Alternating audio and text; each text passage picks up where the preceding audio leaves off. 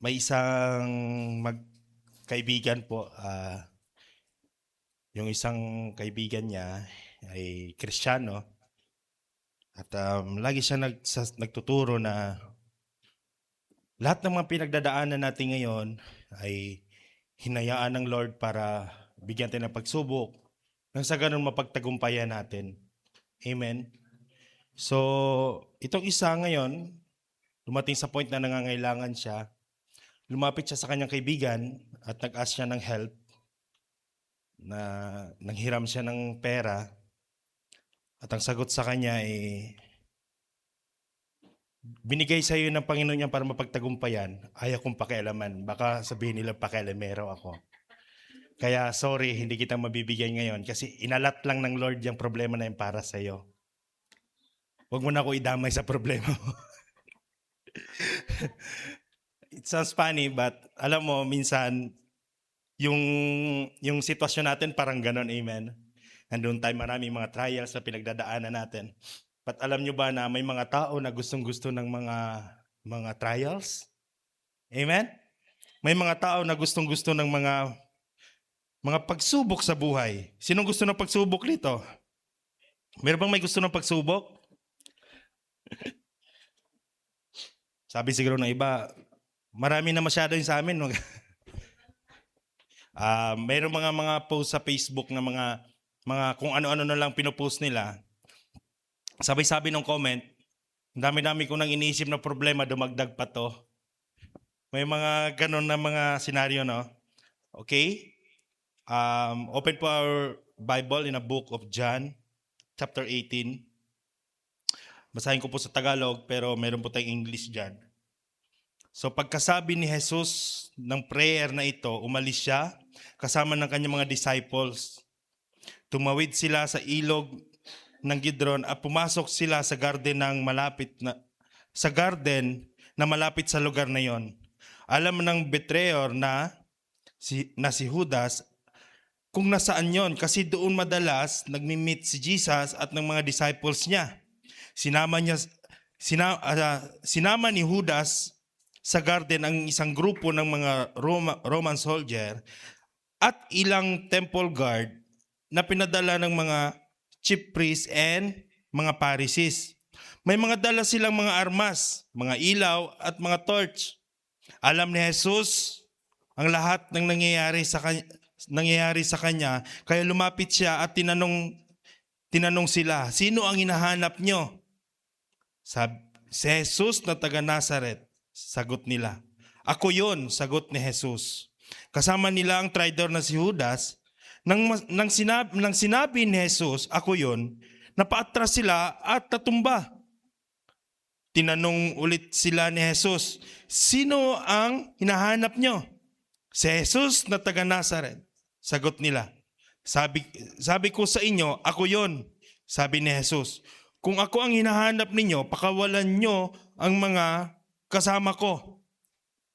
Sinabi niya ito para magkatotoo ang sinabi niyang, Tatay, wala pong mawala sa mga binigay niyo sa akin. Nilabas ni Simon Peter ang dala niyang patalim at tinaga si Malchus, yung tauhan ng high priest. Kaya naputol ang kanang tenga nito. Sinabi ni Jesus kay Peter, ibalik mo sa lalagyan ang patalim. Inisip mo bang hindi ako ready na tanggapin ang mga paghihirap na ibinigay sa akin ng tatay ko? So purihin po ang salita ng Panginoon. So ito po yung senaryo na kung saan hinuhuli na po si Jesus. Amen? Amen. So ito yung time na kung saan dati pa naman sinasabi ni Jesus na yung anak ng Diyos o anak ng tao ay makakaranas ng paghihirap. Lahat yun sinabi na ni Jesus. Pero hindi niya sinabi kung kailan mangyayari. Amen? So, sa madaling sabi, may mga pagsubok tayo na alam na natin na mangyayari, pero hindi natin alam kung kailan mangyayari. Amen? Hanggang ngayon, may mga pagsubok pa rin tayo. Katulad ng mga bills. Alam natin mangyayari. Pero kung kailan darating ang mamumutol, walang nakakaalam. Alam lang natin merong dumating na red bill, pero kung kailan puputulin, walang nakakaalam. Amen. Marami tayong mga struggle sa buhay natin. At the same time, hindi natin alam kung saan ito, kailan ito mangyayari. So sa umagang ito po, ay pag-uusapan po natin is triumph in trials. Amen? So meron pong mga triumph sa mga trials natin. Amen? Facing and overcoming trials. So, maraming mga bagay na mga pagsubok sa buhay natin na kung saan binabaliwala lang natin. Pero hindi natin alam na sa mga pagsubok pala na yun, nandun nakalakip ang ating victory. Amen. Nandun nakalakip ang katagumpayan. Amen. Sa madaling sabi, sa picture na ito, hindi lang basta nandoon si Jesus dinakip, hindi lang basta ganun ang senaryo. Walang paghahanap walang paghalughog ang naganap. Walang nagpatong ng 10 milyon sa ulo ni Jesus that time. Kasi si Jesus hindi nagtatago. Sabihin mo sa katabi mo, hindi nagtatago. Si Jesus, pag may trials, ang saya-saya niya. Parang ikaw. Tingnan mo yung katabi mo, masaya yan. Mukha lang masaya yan, pero may trials yan. Mukha lang masaya yan, pero may mga pagsubok yan. Pero alam nyo ba na sa kwentong ito, hindi lang basta nagkaroon si Jesus ng trials, pero mas pinili pa ni Jesus na harapin ang kanyang trials. Alam ni Jesus this time na mangyayari ito. Nung nag-pray siya, na halos lumuwas siya ng dugo, ipinakita ng Panginoon na maghihirap ka ng ganito. Alam ni Jesus na ito na yon. Alam niya. Pero imbes na dahil alam mo na, mag-ready ka na dapat paano hindi mangyayari yun, tama? Pero si Jesus iba, dahil alam na niya mangyari, nag-ready siya para mangyari. Amen. Hindi ka ba nagtataka? Dati yung bills ng kuryente mo, hirap na hirap kang bayarin yung 1.5. Ngayon ang pinaproblema mo sa bills mo, 15,000. Hindi ka ba masaya na sa edad mo ngayon or sa kalagayan mo ngayon, hindi ka lang pang 1.5, pang 15,000 ka na, ibig sabihin, nag-accelerate ka na. Bakit? The more kang tinatry, the more kang nagiging valuable. The more kang tinatry, the more na pagtagumpayan mo mga trials, the more na naipapakita mong victory. Amen. So, why Jesus choose to face trials? Bakit mas pinili ni Jesus na harapin ang kanyang mga pagsubok na ito? Yung pag-aresto sa kanya at pag-betray sa kanya. Bakit mas pinili ni Jesus yon? Una, to reveal that He is truly a Son of God. To reveal. Lagi niya sinasabi, ako ang sugo. Pero may mga taong hindi naniniwala sa kanya. Totoo ba na marami mga taong walang bilib sa atin? Totoo ba na marami mga tao na walang tiwala sa kakayanan natin? Pero kung hayaan lang natin ang mga bagay na ito na mangyari sa buhay natin at haharapin natin ito, doon magsisimula ang bibilib ang tao at doon magsisimula maniniwala ng tao ito ay Kristiyano. Tayo, tinanggap natin na tayo ay anak ng Diyos, but malalaman lang natin kung talagang anak ka ng Diyos in times of trials. Doon mo makikita na ang tao na ay anak ng Diyos pagdating ng mga pagsubok. Haharapin ba niya ang pagsubok o tatakbuhan ng mga pagsubok? Doon mo makikita. Pero ang pagsubok na ito, magpapakita kung talaga bang anak tayo ng Diyos. Mga pagsubok na ito ay magpapakita kung talaga bang, are we the child of God? Totoo ba na anak na tayo ng Diyos nung tinanggap natin si Jesus Christ?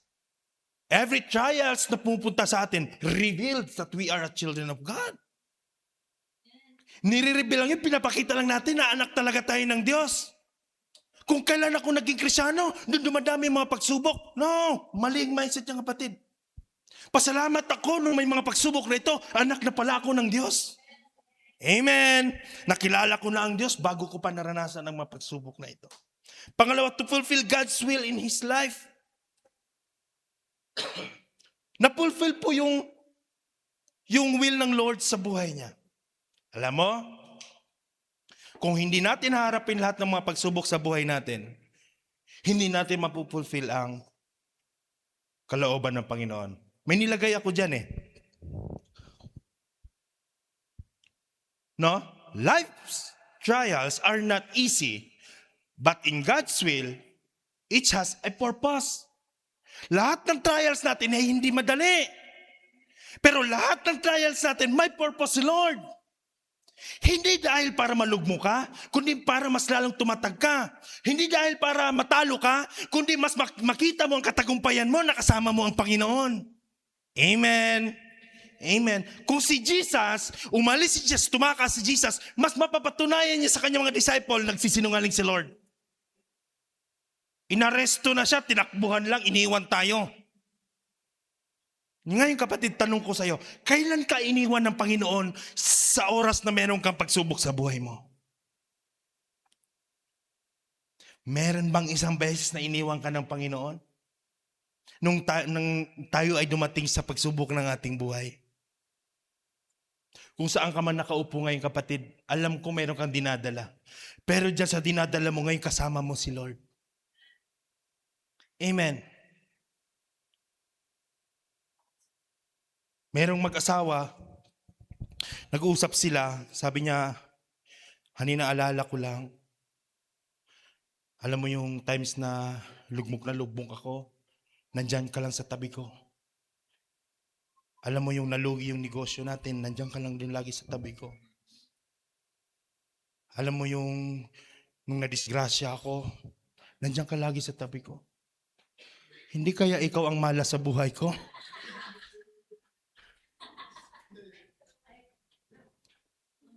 Hindi kaya ikaw yung malas? Kasi nung may mga pagsubok, nandyan ka. Nadisgrasya ko, nandyan ka. Hindi kaya ikaw yung malas? So lagi natin, hindi ba nakakatawa, tama? Tinatawanan lang natin. Pero ganyan ang nangyayari sa buhay natin. Kung kailan naging Kristyano ko, napagdaan ako, hindi kaya minalas ako? Kasi pumasok ako sa relasyon ng Panginoon? Nakakatawa, tama? Pero pag narinig natin sa ibang tao, natatawa tayo. Pero hindi tayo natatawa pag tayo nagsasalita. Hindi ka kasi magaling mag-joke. Kaya di nakakatawa sa iba.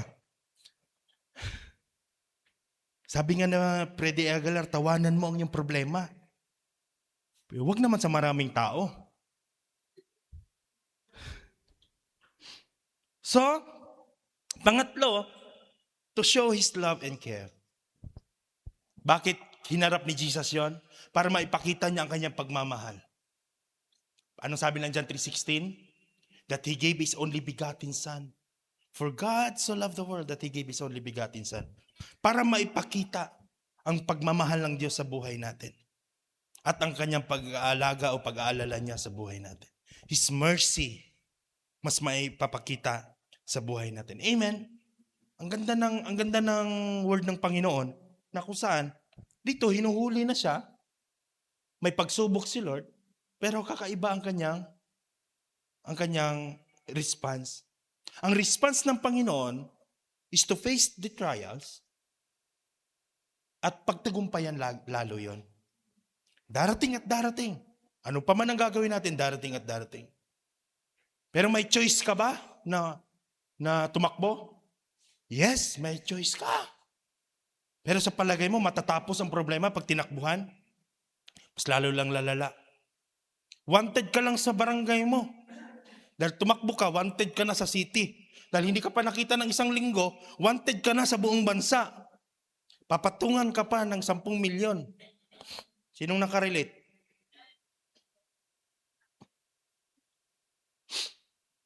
So maraming mga bagay na dapat nating maunawaan na sa bawat pagsubok merong victory, merong triumph. In every trials, there's a triumph. Pwede natin sabihin na itong mga trials na ito, nag-disguise lang to. Nag-disguise lang to. Pero ito talaga ay katagumpayan. Amen. Kung may makakausap po kayong attorney, kung kailan malaki ang problema, doon sila masaya. Tama? Ang mga attorney, kung kailan lumalaki ang problema, doon sila sumasaya. Kakaiba sila. Pag maliit lang ang problema, hindi nila pinapansin masyado. Ngingitian lang ng konti yan. Pero pag malaking problema, inuupuan yan. Hinaharap yan. Bakit? Kung saan may malaking problema, nandoon ang malaking pagpapala. Sabihin mo sa katabi mo, kung malaki ang problema mo, congratulations! Mas malaki ang pagpapala mo. Hallelujah! Sinong hindi dumaan ng pagsubok dito? Maraming salamat sa akin. Ako lang. Sana all. Lahat kayo dumaan sa pagsubok. So, lahat po tayo naka-experience po ng mga trials. Hindi ka tao pag hindi mo naranasan to. Post niyo yan. So, dahil ito na ang nangyari ngayon, bakit hinarap ni Jesus ang mga trials na ito? Para ma-reveal ang kanyang status na siya ay anak ng Diyos, para ma-fulfill ang will ng Lord, para maipakita ang kanyang pagmamahal at ang kanyang malasakit sa kapwa. And then, how did Jesus face and overcome these trials? Yung pag-arrest sa kanya and yung betrayal sa kanya. Paano nga ba niya hinarap ito? Paano? Through prayer na ginagawa niya. Nakadepende lang siya sa prayer. Amen. Prayer is not only way to maintain a constant state of defense on God. No? Ang prayer daw is the only way to maintain a constant state of defense on God. So, ang panalangin daw natin ay ito lang daw yung magpapatuloy na kung saan ikaw ay nakadepende lang sa Panginoon. Tanggalin mo ang panalangin mo sa buhay mo, ibig sabihin nun, hindi mo na kailangan si Lord sa buhay mo. Ulitin ko. Pag tinanggal mo ang panalangin mo sa buhay mo, isa lang ang ibig sabihin nun, hindi mo na kailangan ng Diyos sa buhay mo. Si Lord nga nangangailangan pa ng Lord. Sabihin mo, ano na yun? Si Jesus nga nangangailangan pa ng Lord. Nangangailangan pa siya ng Father. Nagpipray pa nga siya kay Lord eh. Diyos na siya, nagpipray pa rin. Tayo, hindi man tayo Diyos, pero hindi tayo nagpipray. Sino dito yung nagpipray? Amen. Amen. So mas matindi pa tayo sa Diyos minsan. Sabi naman ng isa, okay lang po. Kasi yung tatay ko, drug lord. At least, Lord pa rin. So may Lord pa rin. So isa lang ang dapat nating maintindihan na ang panalangin, ito lang yung mag-maintain sa ating pagiging dependent natin kay Lord. Itong panalangin na ito. Kung si Jesus hindi lang siya lagi nananalangin, hindi siya napapalakas, hindi siya nabigyan ng lakas ng Panginoon, ay malamang tumakbo na si Jesus. Hindi na niya hinarap ang mga trials. Pero nang dahil sa mga panalangin, nakadepende lang siya. Alam mo kung ano panalangin niya? Panginoon, kung pwede lang, alisin mo itong suffering na ito, itong kupa na ito, na iatang mo sa akin. Kung pwede lang, sa panalangin niya ginawa yon.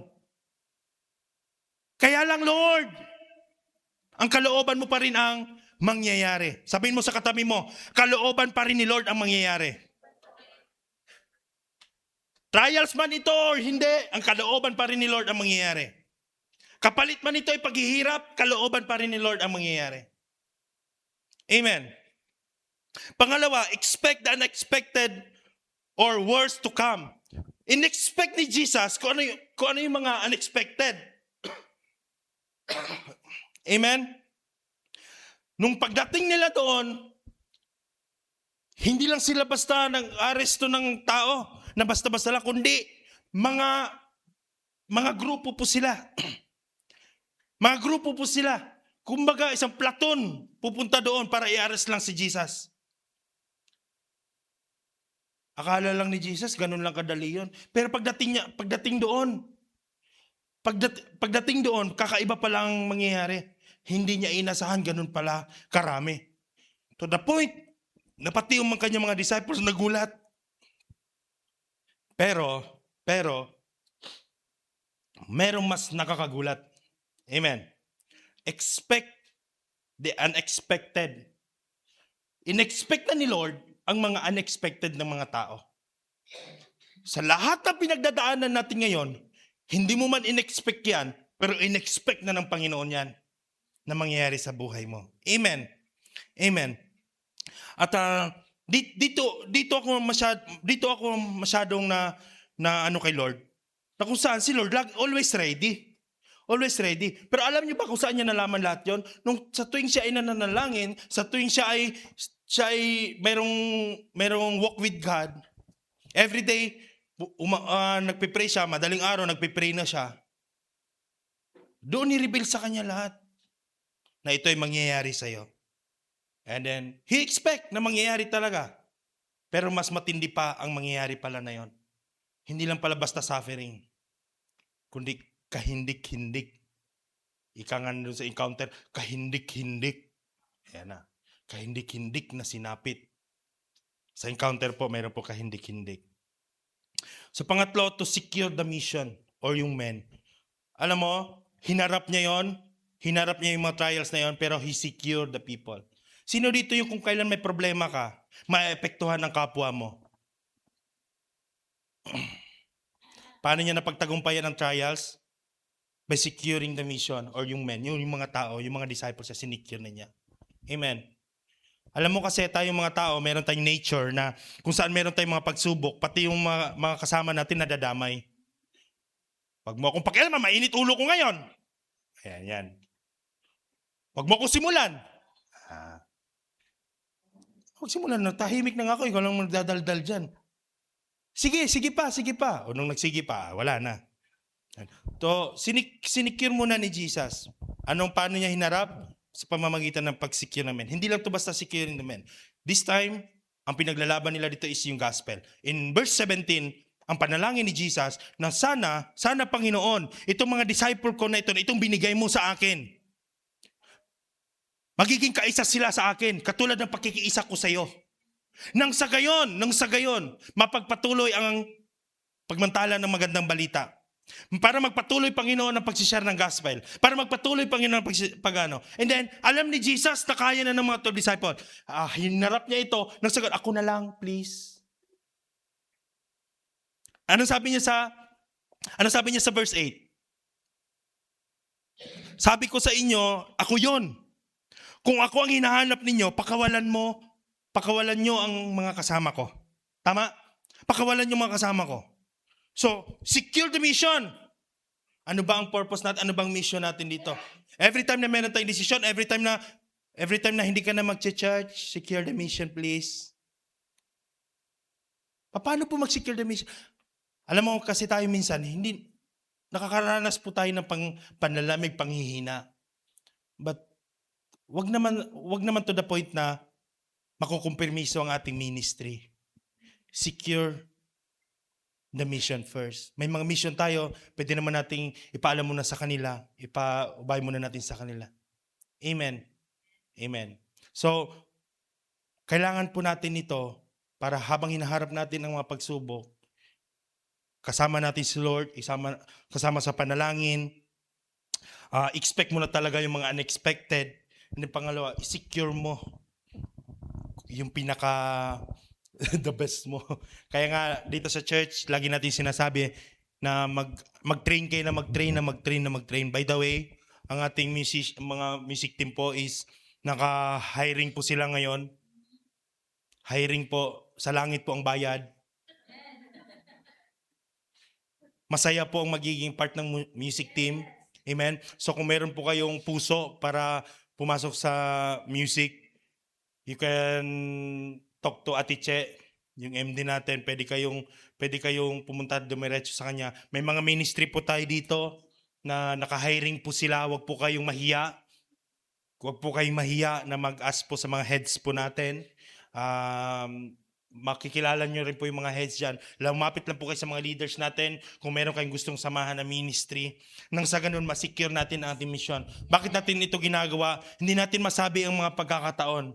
Hindi natin masabi. Kahit Kristiyano tayo, tinatablan din po tayo ng sakit. Minsan, yung iba dito hindi nakakatugtog kasi may sakit. So, sinong tutugtog kung walang na-train, kung walang spare pala, ginawang spare eh. Parang panakip butas. Reserve. Meron tayong na-train dito. So paano na lang kung dito pala walang natitrain na nagtuturo si pastor. So si pastor lagi natin nakikita dito. So nandun lang po lagi ang puso natin to secure the mission. Nang sa ganun, mas maikalat pa natin ang magandang balita. Amen. Hindi yung nung dinakip na si Jesus, huminto na rin ang lahat. Kasi hindi na secure. Paano nung dinakip si Jesus, tapos yung iba dinakip din, pinako, ikaw nagsishare ka rin ng gospel. Kasi nga si Jesus, dinakip kasi kiniklaim niya na siya yung sugo. Siya yung sugo na pinadala ng Ama. Sabi ng verse 17. Kaya mainit sa kanyang mata. Nung nalaman nila na ikaw din pala, mas kinakalat mo na si Jesus ang sugo, isama ka na rin. Pero sabi ni Jesus, kung ako lang ang naman palang hinahanap ninyo, hindi, pakawalan nyo na sila. Amen. Amen.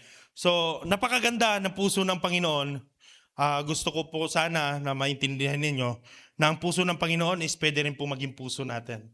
Kung anong tinitibok ng puso ng Panginoon, dapat tinitibok din po ng puso natin. Amen? So, mahal na mahal po tayo ng Panginoon. Tayo rin po, mahalin din po natin ang ating mga kapwa kamananampalataya. Ang ganda po, ngayon po kasi sa prayer night na po namin sa family, nandun na po kami sa Acts, and then habang sinusubaybayan po namin, para kaming naka-teleserye.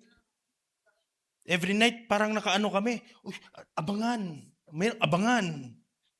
Nakaganon, no? So, dapat may secure muna ang mission natin or yung men. Yung mga tao, i-secure po natin. Si Jesus, ganun ang ginawa niya. Pwede namang isama ang mga disciple, pero sabi ni Jesus, ako na lang. Huwag nyo na po silang idamay.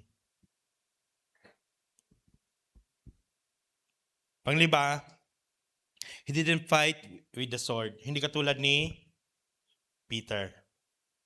Hindi siya lumaban by pisikalan. Gusto kasi natin agad pisikalan eh. So, hindi siya ganun na tao. Paano harapin? Kinausap, sumuko ng maayos. Kahit na wala kasalanan. Amen. Amen. So, si Pedro kasi, padalos-dalos si Pedro, bumunot ka agad. So, natapyas yung tenga ni Malchus. Natapyas. Pero, pinabalik naman ni Jesus. Kasi, hindi nadadaan ang lahat ng pagsubok natin, hindi nadadaan sa init ng ulo. Tandaan mo lagi yan. Ang mga pagsubok natin, nandyan lang yan. Ang init ng ulo natin, wag nating iralin. Alam mo kung natuloy lang kung hindi na ibalik ni Jesus yung tenga na yon, pati mga disciple niya huhulihin din eh. Nakita niyo yung picture na yon? Palagay niyo. Ba't niyo hinuli yan? Lumaban po eh. Yung kasama natin, napunto lang baka tayo pa yung patayin nito. Hulihin na lang yan sila lahat. Pero binalik ni Jesus to secure his men, to secure the mission. Kung sino pa yung tumabas, 'di ba? Pagdating ng Acts, pa yung taong ginamit, 3,000 got saved sa panalangin ng Panginoon. Pero kung hinayaan ni Jesus yon, dinungisan ni Pedro yung kanyang kamay. Nilagay niya sa kanyang kamay ang batas. Nilagay sa kanyang kamay ang batas. Wala nang 3,000 got saved that time. Wala nang pagtitipon ng mangyayari. Lahat sila hahantingin na. Wala nang magpapatuloy sa gospel. Lahat sila ipapako na sa cross. Sabay-sabay. Sabi ni Jesus, huwag na kayong sumali. 3 lang ang cross nila. May 2 na doon, 1 na lang spare. Saan kayo ilalagay? Huwag na kayong sumali. Sabihin mo sa katabi mo, huwag ka nang sumali ha. Sa problema ko, pwede kang sumali. Pero huwag ka na lang muna sumali. So, in closing po, gusto ko pong sabihin sa iyo na tingnan po natin ang mga trials na mga victory po natin yan. Tingnan po natin yung mga pagsubok na ito ay premyo natin. Doon nakalakip ang victory. Bakit may balot ang mani? Para may trial. Pag binuksan mo ang trials, nandoon ang victory. Bakit may bunot ang niyog? Bakit may bao pa ang niyog? Pwede namang diretsong kainin. Di ba? Bakit binabalatan pa natin ang mga mangga? Pag walang trials, Walang masarap na makakain. Wala tayong masarap na may puproduce. Biruin mo, pati yung kalamay, gusto lang talaga bigyan tayo ng trials. Nilagay pa sa bao. Para lang may trials. Kasi in every trials, there's a victory.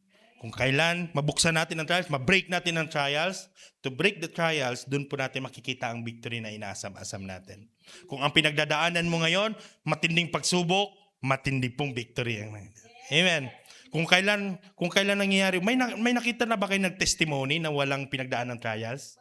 Wala. Lahat ng testimony, pinagdaanan mo na trials. Kaya nga pag nag-testimony, ganito kami noon, ganito na kami ngayon. So merong mga pagsubok ang pinagdadaanan. Kaya huwag kang mag-alala kung meron kang pagsubok. Hindi ka nag-iisa. May pagsubok ka ba ngayon? Huwag kang mag-alala. Hindi pa yan. May mas malaki pa. Kasi gusto ng Panginoon, iangat ang ating pananampalataya sa Kanya at iangat natin ang expectation natin sa Kanya. Katulad nga ng sinasabi ko sa inyo, dati yung pinoproblema lang ng church, 16,000 na monthly. Ngayon, pinoproblema natin, milyon-milyon, paano tapusin ito? Kung kailan na-break yung 2 milyon, ito na. Nung na-break yung 2 milyon, ito na. Nandito na tayo ngayon. Meron na naman tayong i-break ulit. Mas masarap, di ba? Amen. Doon sa Sanilaw noon, may aircon pero hindi ganito kalamig eh. Sa Sanilaw, nang tagal-tagal na walang nagre-reklamo na, pwede bang pahinaan mo yung aircon? Walang nagsasabing gano'n. Alam mo kung ano sinasabi? Yan na ba yung todo? Nung na-break ang 2 milyon, mahigit, 3 milyon, na-break yun. Sabi ng iba, pwede bang pahinaan yung aircon? Amen? Kung kaya mo lang i-break yung trials, yung testimony mo, victory mo yun. Breaking trials, yun yung magbubukas ng mga opportunity, magbubukas ng triumph sa buhay natin. To overcome the trials, paano natin ma-overcome trials? Harapin natin, wag natin takbuhan. Simpleng ano lang. Alam mo, ito yung pinakamaganda eh. Dumaan sila Pedro sa trials, same trials na pinagdaanan ni Jesus. Nandun sila sa senaryo. Huhulihin yung nagpipreach ng magandang balita. Kasama din sila sa nagpipreach ng magandang balita. Madaling sabi, kasama din dapat sila sa huhulihin. Pero dahil kasama nila si Lord, ang sabi ni Lord, ako na lang, wag na sila. Amen? Sabi ni God kay Satanas, gawin mo ang lahat kay Job, wag na wag mo lang siyang sasaktan. Amen. Hinayaan lang ng Panginoon yung mga pagsubok na yan. Hindi para lalo kang lumugmok, kundi maipakita niya ang kanyang kaluwalhatian. Para makita natin na mas malaki pa rin ang Diyos sa mga pagsubok natin. Pansinin niyo po itong verse. Yung word na I am He. Verse 5.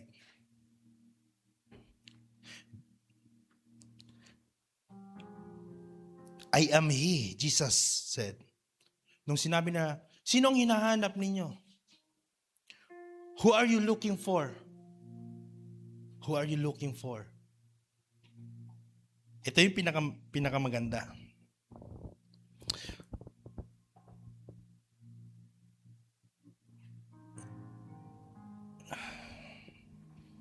Wait lang. Tignan mo ito. Verse 4. Jesus fully realized all that was going to happen to him. So